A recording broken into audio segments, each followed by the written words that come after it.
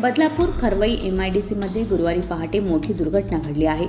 या कंपनीला पहाटे 4:45 सुमारास भीषण आग लागली। या ठिकाणी झालेल्या स्फोटाचे हादरे 4 ते 5 किलोमीटर लांब जाणवले असल्याचंही समोर आलं। या घटनेत 4 ते 5 कामगार गंभीर जखमी झाल्याची माहिती मिळाली आहे। कंपनीतील कर्मचाऱ्यांनी दिलेल्या माहितीनुसार या कंपनीच्या बाहेर 2 टेम्पो उभे होते। यावेळी या टेम्पोमधील केमिकलमध्ये प्रथम आग लागली, त्यानंतर ही आग कंपनीमध्ये पसरली। या आगीबाबत माहिती मिळताच बदलापूर, अंबरनाथ, आनंदनगर MIDCमधील अग्निशमन दल घटनास्थळी दाखल झालं असून आता या आगीवर नियंत्रण मिळवण्यास अग्निशमन दलाला यश आलं आहे।